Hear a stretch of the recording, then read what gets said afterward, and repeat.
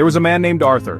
He was not a king or a soldier. He was a simple man, a baker who woke before the sun. His hands were often dusted with flour and his smile was gentle. Arthur lived by a single, powerful idea. He learned it from an old book, from words spoken 2,000 years ago. The idea was simple. Do not fight, do not raise your hand in anger, do not let bitterness take root in your heart. When the world pushes you, do not push back. This was not a suggestion for him. It was a rule, as solid and real as the floor beneath his feet. Most of us believe we must fight for what is ours. We are taught this from a young age. Fight for your toys. Fight for your place in line. Fight for your honor. We see life as a great battle, a series of skirmishes we must win to feel worthy. We collect our victories like medals, polishing them to show the world how strong we are. We believe that to not fight is to lose. It is to surrender. It is to be weak. We see letting go as a failure, a sign that we were not strong enough to hold on. We think strength is in the punch, not in the open hand. But Arthur saw it differently. He believed true strength was found in the quiet moments of restraint. It was in the deep breath you take when an insult is thrown your way. It was in the silent prayer for someone who has wronged you. For him, the world was not a battlefield. It was a classroom. And every challenge, every hardship was a lesson. It was a chance to practice this one profound idea, to live a life of peace, not because it was easy, but because he believed it was right. He did not need to prove his strength to anyone. He only needed to live his truth. He knew people would not understand. How could they? The world screams at you to be loud, to be forceful, to take what is yours. It tells you that your anger is justified, that your revenge is earned. Arthur heard the screams.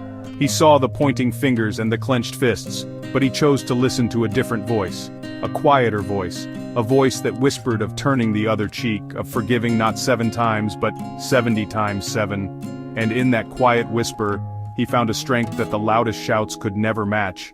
It was a foundation for his entire life. Life as it does came for Arthur. It came with teeth bared. A young woman he loved with eyes like the summer sky chose another man. The man was louder, richer, and promised a world Arthur could not. Friends told him to fight for her. Show her what she's losing, they urged. But Arthur simply smiled, a sad smile. He wished her happiness. He did not send angry letters or make desperate calls. He let her go like a bird from his hands. He felt the pain, of course. It was a sharp, cold ache in his chest, but he did not let the pain turn into poison. He let it be what it was, a sad chapter, not the end of the book. Then there were his children. He had 2, a boy and a girl, the bright stars of his world.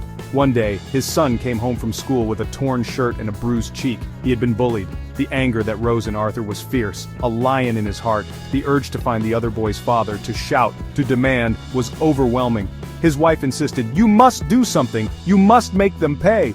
But Arthur held his weeping son. He spoke to him not of revenge, but of courage. He went to the school the next day. He did not yell.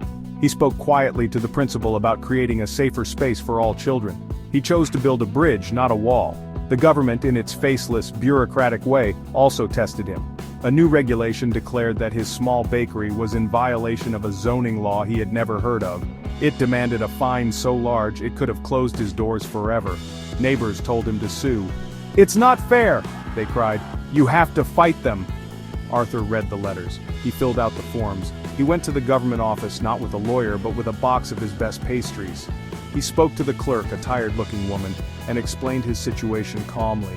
He did not fight the law. He asked for a way to follow it. Even his property was not safe.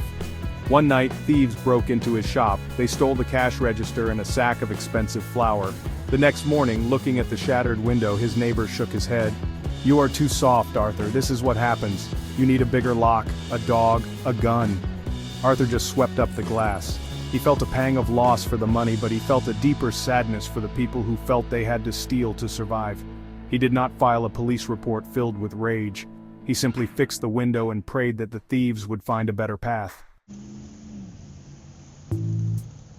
The people around Arthur watched him. They watched him like a strange animal at the zoo.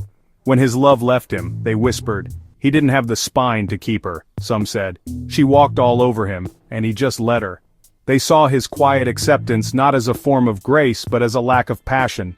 They confused his peace with indifference. They could not understand a love that did not possess, a love that could let go without a fight. His choice to not battle for her affection was seen as proof that he did not care enough in the first place. When his son was bullied, the other parents were baffled. Arthur's calm meeting at the school was the talk of the parent group. "Why didn't he scream?" one mother asked. "My husband would have been there, ready to tear them apart." They saw his gentle approach as weakness, a failure to protect his own child. They believed a father's love was measured in decibels, in threats, in the willingness to cause a scene. Arthur's quiet determination to solve the problem, rather than punish the person, was an alien concept. They thought he was teaching his son to be a victim. The situation with the government fine only confirmed their opinions. His neighbors saw his compliance as foolish. "They are taking advantage of you because they know you won't fight back," his neighbor told him over the fence. "You should be angry, Arthur. You should be marching and protesting." They saw the system as an enemy to be defeated. Arthur's willingness to work within it, to seek understanding instead of conflict, was seen as naive. They mistook his patience for surrender, his humility for helplessness. They believed he was letting the world win, and after the robbery, the judgment was harshest of all. His lack of outrage was incomprehensible. "He's just inviting them to come back," people said at the local market. No anger, no fury. What kind of man doesn't want justice? They saw his forgiveness as an open invitation for more trouble. His calm response was not seen as a testament to his faith, but as a dangerous vulnerability. In a world that believed strength was about building higher walls, Arthur's open door was seen as an act of madness. He was an island of peace in an ocean of their righteous anger. But a funny thing happened. Or rather, a funny thing didn't happen. The disasters everyone predicted never came. Arthur's life did not fall apart. By not fighting, he did not lose. The woman who left him, he heard she was happy, and he was happy for her. And because he had not burned that bridge with anger, he eventually met someone new. A quiet schoolteacher who loved his gentle nature. They built a life together, one based on mutual respect, not on ownership or control. It was a peaceful love. And it was strong. His son, the one who was bullied, learned a powerful lesson. He saw his father respond to aggression not with more aggression, but with a quiet strength. He learned that you do not have to become a monster to defeat one. The boy grew up to be a kind and resilient man, a mediator who could solve disputes with his words, not his fists. He became the kind of man his father was. The cycle of violence was broken, replaced by a legacy of peace. The greatest protection Arthur gave his son was not a shield, but an example. The bakery did not close. The clerk at the government office, surprised by his kindness, found a little-known program that allowed small businesses to pay fines in small installments. She helped him with the paperwork. He kept his shop. His business thrived, not because he was a ruthless competitor, but because people were drawn to the warmth of the place and to the man who ran it. His calm had not invited ruin. It had, in its own strange way, paved a path to a solution. He had not defeated the system. He had simply found a way to exist peacefully within it. In the end, Arthur grew old. He had a loving family, he had a successful business, he had the respect of those who took the time to truly see him. He sat on his porch, his hands no longer covered in flour, but resting gently on his lap. He had faced thieves and bullies, heartbreak and bureaucracy. He had been insulted and cheated, and he had never once raised his fist. He had never fought back. The world had thrown its worst at him, and he had met it all with peace. And his life, against all expectations, was not just fine. It was good, it was whole, it was a victory.